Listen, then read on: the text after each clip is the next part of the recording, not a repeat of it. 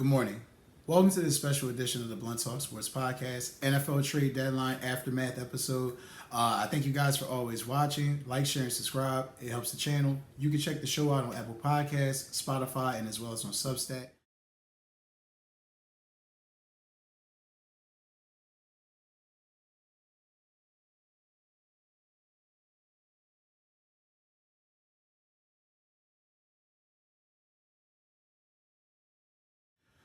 Busy day yesterday.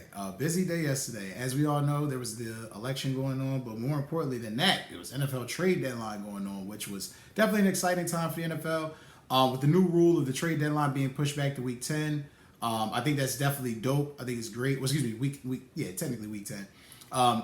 It's been a fascinating thing to see. There were definitely a lot of trades that happened. And we know I covered some of the trades earlier, within the past couple weeks that happened prior, Devontae Adams, D-Hop.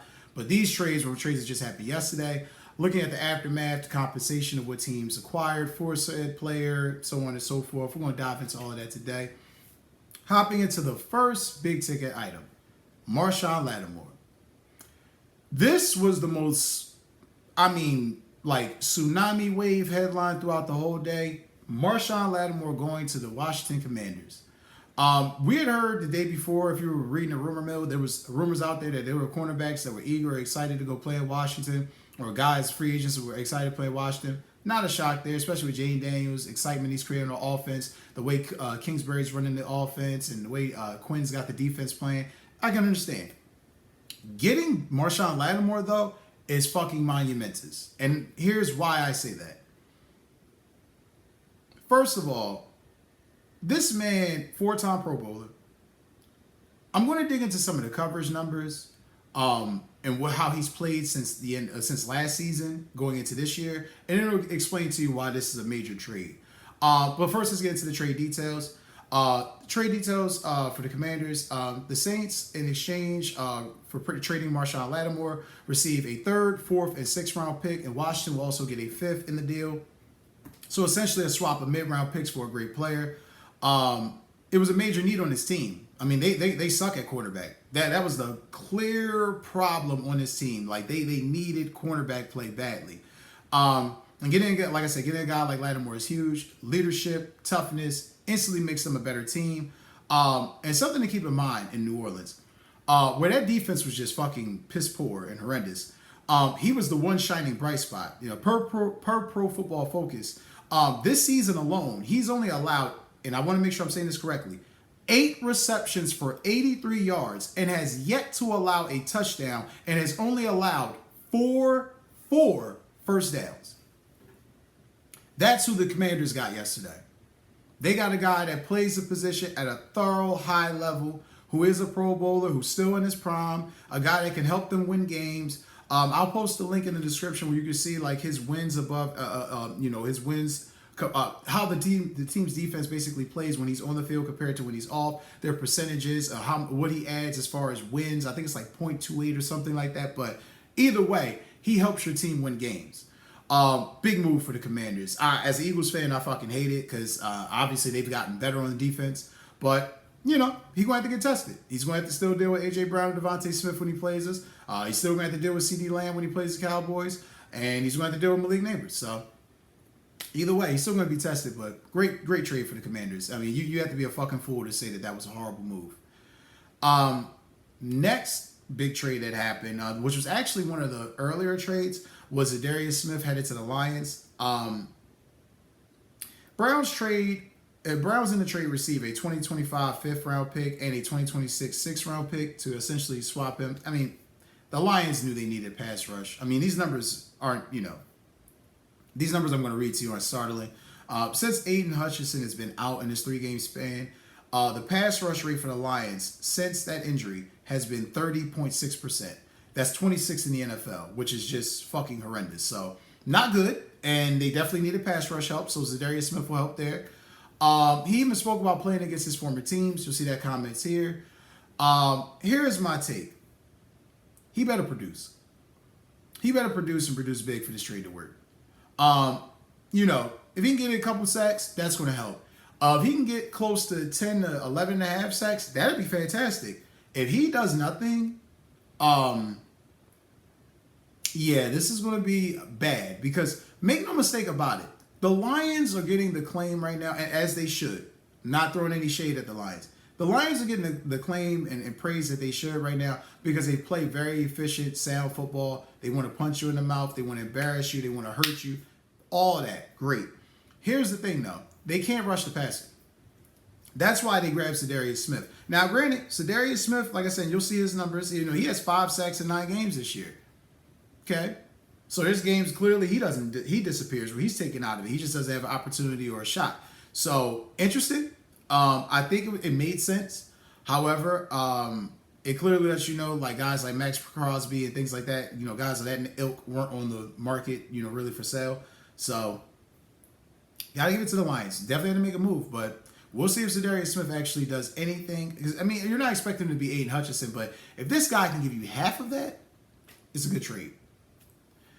Next was Mike Williams to the Steelers. There was no shock here. We all know Mike Williams had lost favor with Aaron Rodgers. There was really no chemistry there, so we knew that this was coming, but he was traded to the Steelers.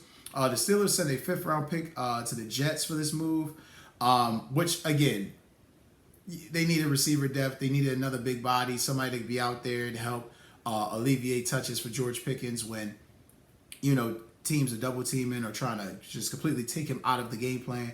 But more importantly than that, the even bigger trade for the Steelers was the Steelers acquired Preston Smith for a 2025 7th-round pick. That was big help with the pass rush and depth. Preston Smith has been a model citizen in Green Bay.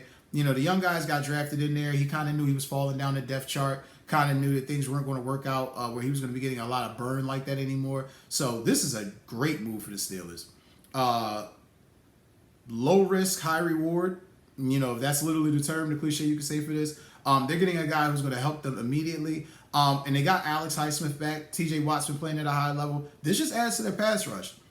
It's very simple what the Steelers want to do. They want to make the game muddy. They want to suffocate you, score about 24 points, hold you to about 14, 17, win the game. So, I get it. Don't know if it's going to work, especially when you got teams in the AFC with the firepower that they have, but getting Preston Smith on defense definitely helps.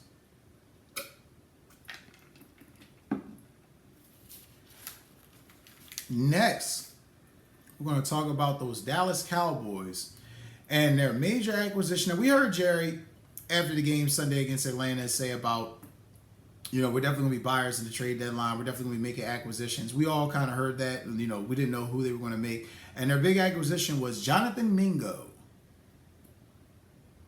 Yeah. Cowboys exchanged a 2025 4th-round pick for Mingo and a 2025 7th-round pick. Just to give you an idea, because I know some of you are probably like, who the fuck is Jonathan Mingo? I understand. Here's all you need to know in a nutshell here. Jonathan Mingo has 12 receptions and 121 yards this season.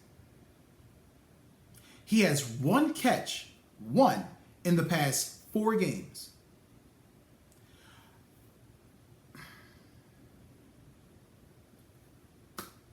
Yeah, that was a major acquisition that he was talking about making. That doesn't even move the needle. I mean, I don't even. That's just a body. That's just a body. He played in Carolina, guys. He played in Carolina and got no touches. Now I know the quarterback play. You know, we can all talk about Bryce Young in the beginning of the year was atrocious, and that team as a whole is atrocious. And we clearly saw Bryce Young come out last week and play the way he played. That team is atrocious. So for him to have 12 receptions and 121 yards in the season and 1 catch in the past 4 games and the litany of injuries that they had, he wasn't even considered. So kudos to Jerry for getting that guy, making a move for the sake of making a move. But this doesn't move the fucking needle. Don't know what the fuck he's doing. I mean, they're playing Philly this week. You got Dak out on IR with injury. You got CeeDee Lamb battling a bum shoulder. Your offensive line looks putrid, and you make a move for a receiver who has 12 catches for 121 yards. Next would be Rams trading Tre'Davious White to the Ravens, which I like this move a lot. The Rams send White in a 2027, because remember, they don't have any fucking draft picks, y'all. Remember, all in on a Super Bowl they won, 3 or 4 years ago. Still don't have draft picks. So 2027 7th round pick. to Baltimore, while the Ravens sent a 2026 7th round pick to kind of balance that out for them. The Ravens corners haven't played great this year, so I definitely understand why this trade happened. I understand why the move was made. That being said, though, Tre'Davious White's injury history is fucking horrible. It'll be something to watch because I think, if the Ravens can get pressure, they play to his skill set, him and Marlon Humphrey and Nate Wiggins, I think that'll help tremendously. But yeah, he gets injured a lot. I mean, he's been injured throughout his career. That's why Buffalo gave up on him. So we'll see. And rounding up the trade deadline, it's a quiet move made by a team that's had like a very up and down roller coaster like season. And that would be the Bears trading Khalil Herbert, backup running back Khalil Herbert, to the Cincinnati Bengals. This move was expected, being that we know Zach Moss was put on IR, likely out for the season with that bad injury. And shout out to Zach Moss, hopefully he heals well. But the Bengals will receive Herbert and send a 2025 7th round pick back to Chicago. Again, they don't really have a running game. The Bengals miscalculated this. They let go of Joe Mixon. Kind of figured they could put anybody in there. It hasn't worked. Joe Mixon not being there doesn't make them as lethal in the running game, and it's shown. Zach Moss has been battling with injuries.